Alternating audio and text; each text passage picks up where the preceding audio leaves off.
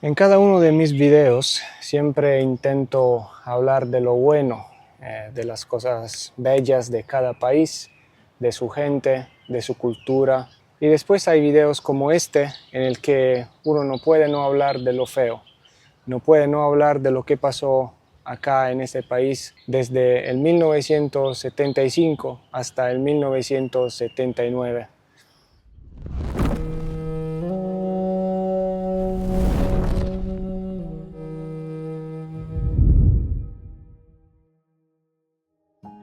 Mis amigos, bienvenidos a otro video desde Camboya, el país de los Khmeres, uno de los países menos poblados del sureste asiático con tan solo 17 millones de habitantes y con el 95% de su población de fe budista.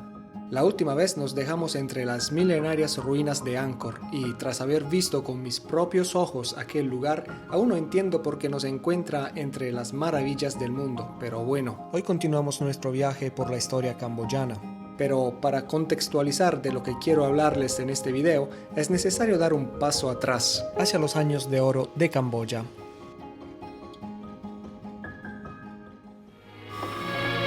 Tras obtener la independencia de Francia en 1953 y hasta los eventos destabilizadores de la guerra de Vietnam que llegaron al suelo camboyano en 1967, Camboya vivió años de esplendor.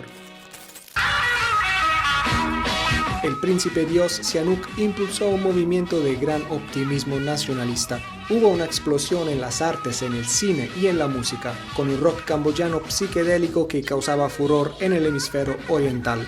Nació también la nueva arquitectura Khmer, que mezclaba elementos europeos con la esencia de los templos de Angkor. Camboya era un país fértil, cosmopolita, mayoritariamente pacífico y con un nivel de educación que envidiaban sus vecinos. Se construyeron universidades, hospitales y el Estadio Olímpico, reflejando a un país que miraba al futuro. Pero la historia tenía otros planes para este país. Todo comenzó con el estruendo de los cielos. Estados Unidos, en un intento desesperado por cortar las rutas de suministro norvietnamitas de la ruta Ho Chi Minh, inició una campaña de bombardeos masivos e ilegales sobre suelo camboyano. Durante 8 años cayeron más bombas aquí que en toda la Segunda Guerra Mundial. Este caos tuvo dos consecuencias fatales que cambiaron el destino de este país para siempre. Primero, el vacío político. En 1970, un golpe de Estado apoyado por Washington depuso al rey, enviándolo al exilio en China. En su desesperación por recuperar el trono, el monarca cometió un error histórico. Se alió con sus antiguos enemigos, los Khmeres rojos, liderados por el fanático, implacable y paranoico Pol Pot. No solo el rey fue seducido por esta alianza, también gran parte de la población, castigada por las bombas y el caos, fue engañada. Creyeron ciegamente que los Khmeres rojos eran liberadores que traerían la paz. En 1975, esta guerrilla entró triunfante en Phnom Penh, bajo la promesa de restaurar al rey. Pero la realidad fue un horror. El rey terminó prisionero en su propio palacio, viendo cómo asesinaban a casi toda su familia, mientras afuera se empezaba un genocidio que aniquilaría una cuarta parte de la población en apenas 4 años. Tras la toma del poder, Phnom Penh fue vaciada en apenas 48 horas y toda la población fue trasladada a trabajar en los campos de arroz. A los habitantes de las ciudades que fueron forzados a ir al campo se les llamó gente nueva. Eran vistos con desconfianza por el régimen y fueron quienes más sufrieron, ya que no tenían experiencia en la agricultura y fueron sometidos a trabajos forzados en condiciones de esclavitud. Esto ocurrió porque los Khmeres rojos buscaban implementar una utopía agraria radical. Su objetivo era eliminar cualquier rastro de modernidad, propiedad privada e influencia extranjera para convertir a Camboya en una sociedad de campesinos autosuficientes, donde la ciudad era vista como el centro del capitalismo y de la corrupción que debía ser destruido. La segunda consecuencia aún camina entre nosotros, es el legado del metal. Aquellos bombardeos ilegales sembraron el territorio de miles de bombas sin explotar. Un enemigo invisible que, décadas después del fin de la guerra, sigue mutilando y cobrando vidas en los campos de arroz de Camboya. Se estima que todavía quedan entre 4 y 6 millones de minas terrestres y otros artefactos explosivos esparcidos por todo el territorio. Desde 1979, esos artefactos han causado más de 64.000 víctimas entre muertos y heridos. Camboya tiene una de las tasas de amputados per cápita más altas del mundo, con aproximadamente 40.000 personas que han perdido sus extremidades.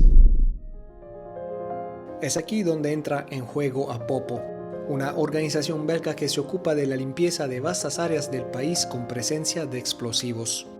Lo curioso es que para esto se valen de la ayuda de estas ratas gigantes, las cuales tras mucho entrenamiento son capaces de localizarlos gracias a su olfato muy desarrollado. Aquí las vemos trabajando con sus operadores, que las guían por el recorrido donde está escondida la mina.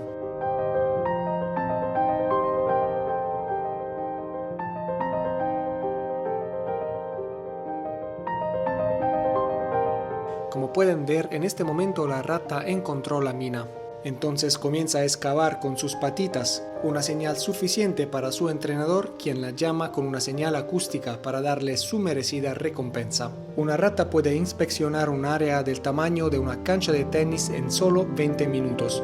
Un técnico buscaminas con un detector de metales tardaría entre 1 y 4 días en cubrir la misma área, debido a los numerosos falsos positivos de fragmentos de metal que la rata ignora, ya que ella solo olfatea el explosivo.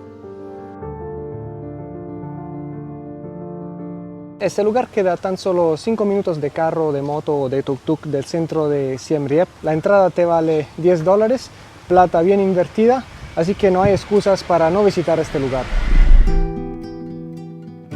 Nuestro viaje por la trágica historia camboyana continúa en Battambang, a 170 kilómetros. Unas estatuas gigantes talladas en la montaña y un templo que destaca en su cima inspiran calma y paz en uno de los lugares más tristes del país. En estas montañas se ocultan las Killing Caves.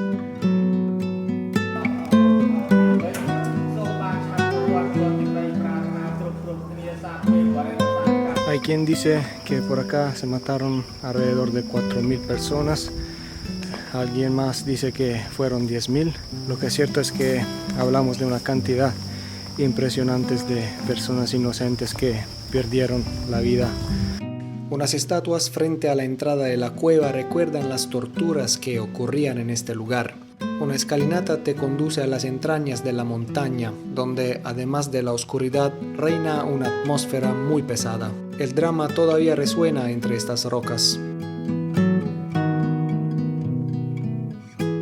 Una estatua de un Buda reclinado vigila sobre un santuario de huesos. Esto es todo lo que queda de algunas de las personas que perdieron la vida aquí dentro.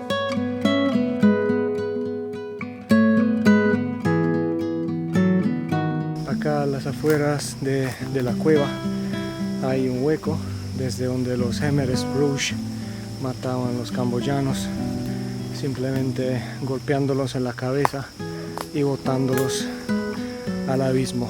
Vamos a buscar este hueco ahora. Este tiene que ser el lugar, no estoy seguro, pero es el único hueco que encontré por acá.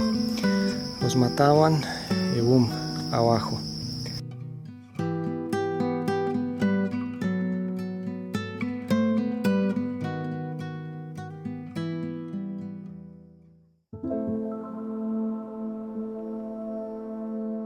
Acá a los pies de la montaña se reúne muchísima gente al atardecer porque hay una cueva desde donde salen los murciélagos. Todos, grandes y pequeños, están esperando a los murciélagos con la mirada hacia arriba. Un espectáculo de la naturaleza que comienza puntual cada tarde a las 6:30. Durante más de una hora, estas criaturas nocturnas brotan continuamente de la fisura en la roca. Son millones, vuelan de forma sorprendentemente coordinada y armoniosa, creando como olas en el cielo.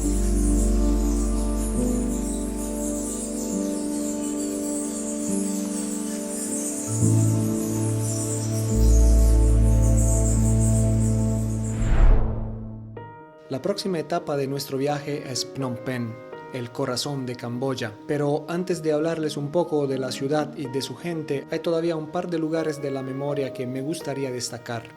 nos encontramos en los campos de exterminio de los Jemeres Rojos, un lugar llamado Chung Ek. Se calcula que solamente en los últimos 2 años de actividad de este lugar, los Jemeres Rojos mataban en este campo de exterminio más de 300 personas cada día. Esas personas eran transportadas acá desde una escuela que fue convertida en prisión y que se encuentra en Phnom Penh. De hecho, es un lugar que vamos a conocer más adelante en este video. Esta es la entrada. Desde acá llegaban los camiones con los prisioneros y paraban por allá. Los prisioneros descendían acá, como se puede ver desde este dibujo, y los llevaban por allá, unos metros más a la izquierda, donde había un edificio en madera que hoy ya no está, donde se quedaban unas horas en cadenas antes de ser llevados por allá, donde quedan las fosas comunes para ser ejecutados. Y acá había el almacén de las sustancias químicas utilizadas para cubrir el olor de los cuerpos en decomposición. En el sitio conmemorativo de Chung Ek, el más famoso de los Killing Fields cerca de Phnom Penh, se han descubierto y contabilizado un total de 129 fosas comunes. De esas 129 se han excavado 86 fosas, de las cuales se exhumaron restos humanos en los años 80. Existen otras 43 fosas que no han sido tocadas, se han dejado cerradas por respeto a las víctimas y por razones de conservación. Se encontraron fosas que contenían cientos de cuerpos y hasta una que contenía 160 cuerpos de mujeres y niños, muchos de ellos desnudos. Muchos de estos fosos llegaban a una profundidad de 5 metros. Durante la temporada de lluvia, este barro sigue moviéndose y es por esto que desde la tierra todavía siguen emergiendo restos humanos, huesos. Caminando por acá te encontrarás con lugares como este, son lugares donde se conservan los huesos de las víctimas. Colgando de este árbol había algunos altavoces. Transmitían himnos del partido durante todo el día, pero también la música era utilizada para cubrir los gritos de las personas que eran ejecutadas. Las balas eran demasiado caras y raras veces se utilizaban para los asesinados. Lo que se utilizaba en la mayoría de los casos eran herramientas de campo, cosas como un hacha, un martillo, un cuchillo o un machete. También las hojas de estas palmeras eran utilizadas para matar personas. Acá se puede ver de pronto que el lado de estas hojas es como un cuchillo y eso servía para cortar las gargantas de los prisioneros. De hecho, yo tengo que tener cuidado tocando esto porque de verdad uno se puede cortar muy fácilmente. Básicamente todo por acá era un instrumento de muerte. Este sin duda es el punto más macabro de todo este lugar. Este tronco, esta planta, era utilizada para romper las cabezas de los niños. Esos animales simplemente tomaban el niño o la niña de los pies y lanzaban los cuerpos así contra el tronco de ese árbol. Cuando este campo se descubrió, las primeras personas que entraron por acá viendo ese árbol encontraron pedazos de cerebro, pedazos de piel, cabellos todavía pegados al tronco. Muchos visitantes, como señal de cercanía y en una demostración de empatía, suelen dejar un brazalete colgado en el tronco del árbol, un pequeño gesto que yo también realizo. A la entrada te dan un audioguía que contiene historias acerca de este lugar y testimonios de supervivientes. Son palabras, frases muy impactantes que en diferentes ocasiones te hacen llorar. En el centro del sitio se alza una gran estupa budista de cristal. No es solo un monumento, es un osario que contiene más de 8.000 cráneos humanos recuperados de las fosas. Están organizados por sexo, edad y muchos muestran las fracturas causadas por las herramientas que mencioné antes.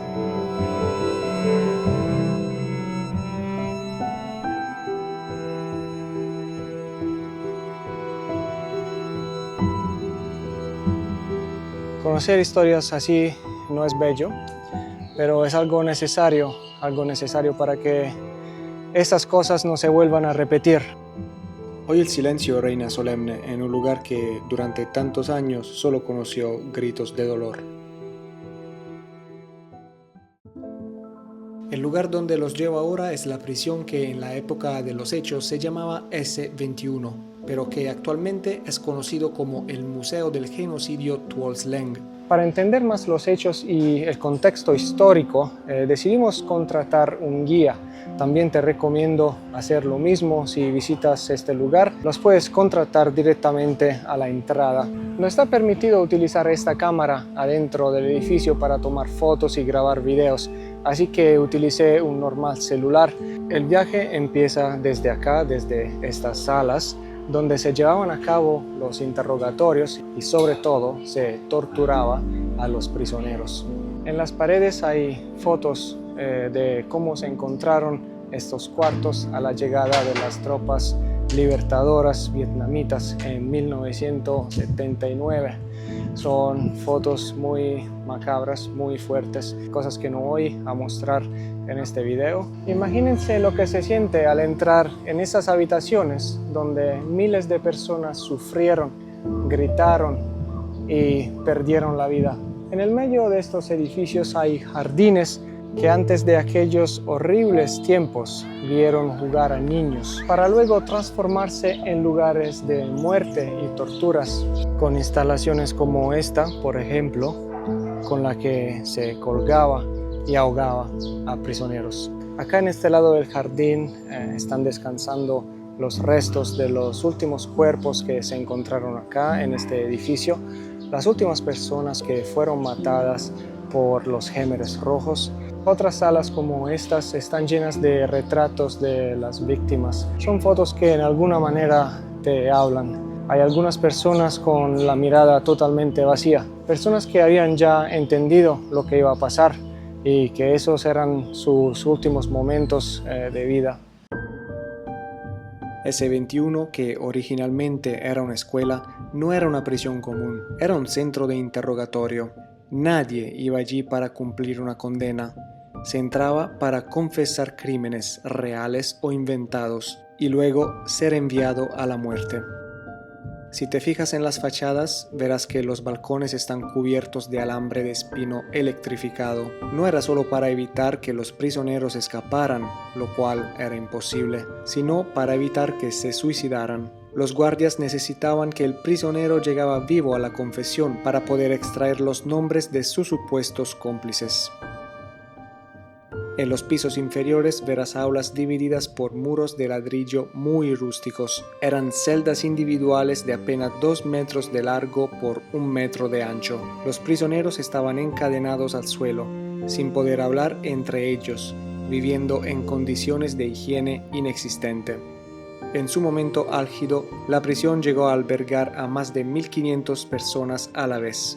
Se estima que entre 12.000 y 20.000 personas pasaron por S21.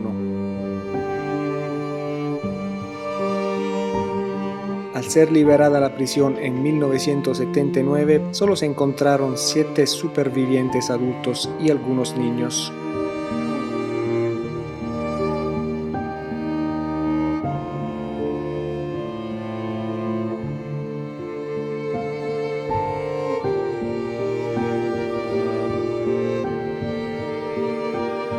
Al entrar al museo verás un cartel con las 10 reglas que los prisioneros debían obedecer. Entre ellas, mientras recibes latigazos o descargas eléctricas, no debes llorar en absoluto. O, si te ordeno sentarte, debes sentarte inmediatamente sin esperar mi orden. Es un resumen de la deshumanización total del lugar.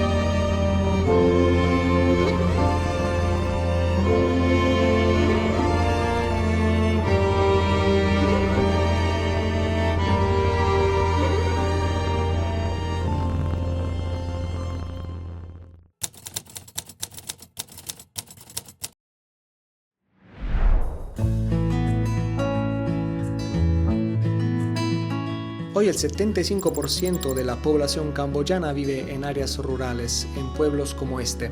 Estamos en Kampong Pluk, a unos 40 kilómetros de Siem Reap.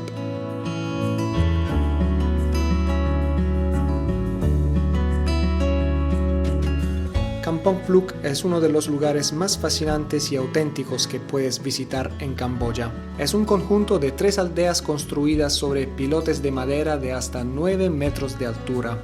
Su existencia depende totalmente del lago Tonle Sap. Cuando el nivel de su agua baja, los pilotes quedan al descubierto y el pueblo parece una ciudad sobre zancos. Hasta se puede caminar por las calles de tierra y bajo las casas. En la estación de lluvias el lago se inunda y el agua llega casi hasta la base de las puertas. Las calles se convierten en canales y la única forma de moverse es en bote. Debido a su biodiversidad, el ecosistema de esta área está protegido por la UNESCO. Su comunidad de unas 3.000 personas, mayoritariamente de etnia Khmer, vive casi exclusivamente de la pesca, especialmente de camarones, y de la agricultura estacional.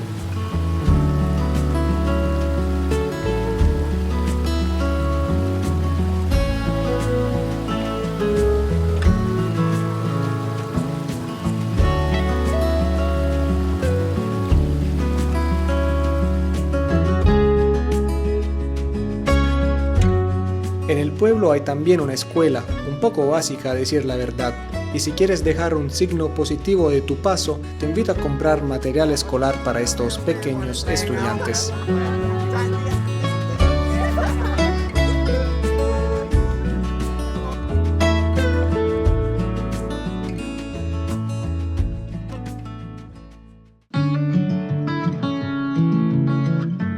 A la orilla del lago, un poco más adelante, tuvimos la suerte de encontrarnos con una fiesta de la comunidad. La atmósfera era bellísima y llena de energía.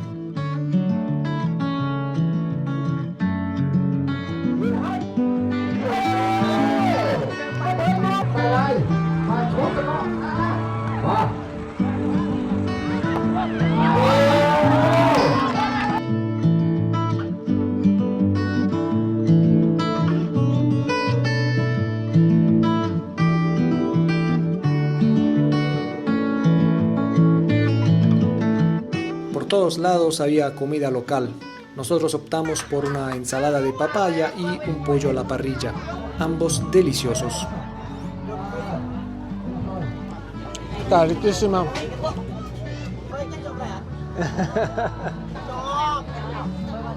Algunos niños curiosos por mi equipo de grabación se acercaron y por un momento me robaron el trabajo.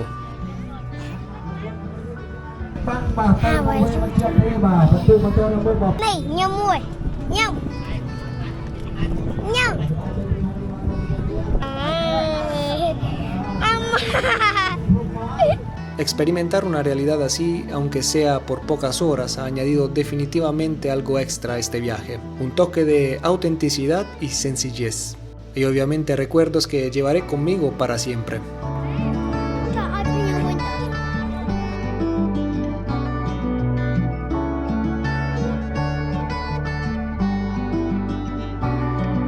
El día se acabó y el sol que se oculta sobre el lago nos saluda así, mientras nos ponemos de nuevo en marcha.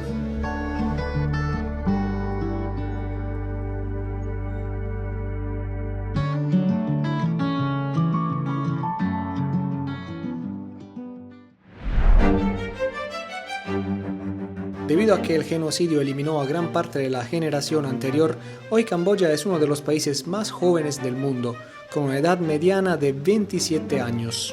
La esperanza de vida ha mejorado drásticamente en las últimas décadas. En los años 90 la esperanza de vida rondaba los 50 años. Hoy se sitúa cerca de los 71 años, gracias a la estabilidad política y las mejoras en el sistema de salud. Si el 75% de la población vive en áreas rurales, el otro 25% se encuentra en los pocos centros urbanos del país, sobre todo en su capital, Phnom Penh, que alberga aproximadamente a 3 millones de personas.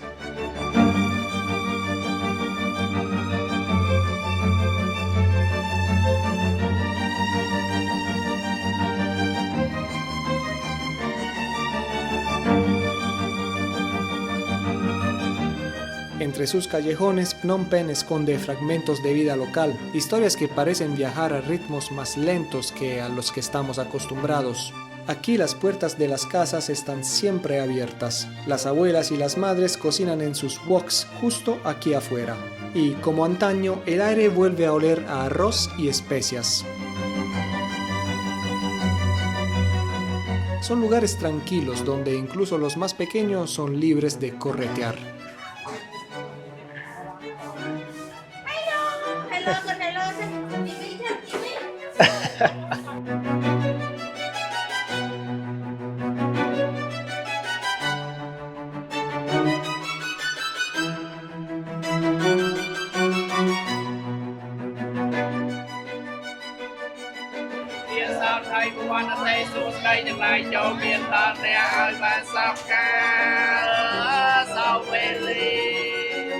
Phnom Penh ya no es la perla de Asia de los 60, se está convirtiendo en algo nuevo. Grandes avenidas de inspiración francesa hoy sirven de base para imponentes rascacielos de cristal que transforman el skyline cada mes. Centros financieros y hoteles de lujo se elevan sobre las pagodas doradas, simbolizando la ambición de una nación joven que tiene prisa por alcanzar el futuro. Es el pulso de una nueva Camboya.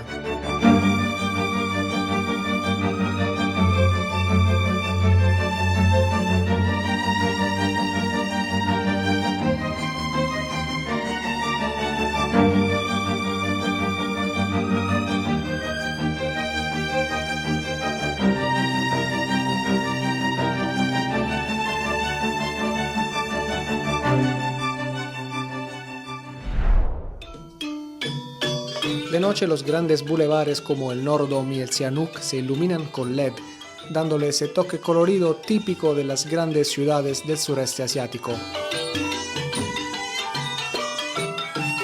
El fin de semana esas calles están llenas de personas, música, bailes grupales, comida, hay de todo, hasta cosas muy familiares para nosotros amantes de la comida mexicana.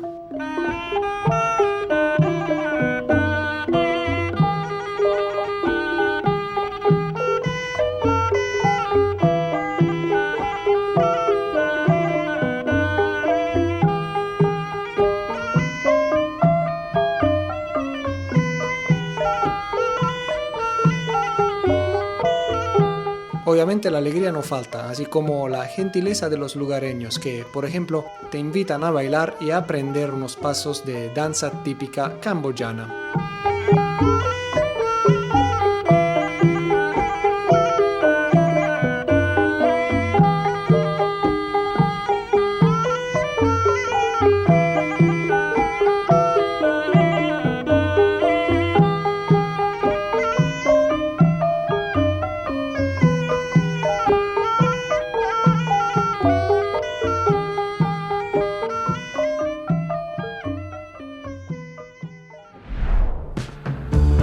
Camboya ya no es el país que el mundo recordaba entre cenizas y campos de silencio. El eco de los killing fields sigue ahí, bajo la tierra y en el alma de los mayores, pero la generación que hoy camina por estas calles no tiene tiempo para mirar atrás. Es un país que ha dejado de caminar para empezar a correr.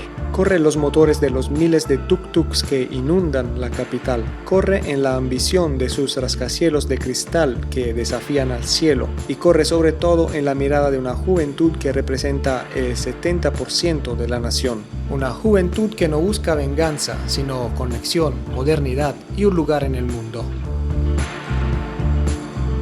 Nos vamos con la sensación de haber visitado una tierra que, tras conocer el abismo, ha decidido revivir a una velocidad vertiginosa, porque cuando has estado muerto, cada segundo de vida cuenta el doble. Hoy el corazón de piedra de los antiguos imperios sigue ahí, impasible, pero el corazón de la Camboya moderna late rápido, late fuerte y no piensa detenerse. Y yo no puedo esperar para volver otra vez por este lado del mundo. Quiero que nos dejemos con estas imágenes que, mejor que nada, muestran la calidez de esta gente.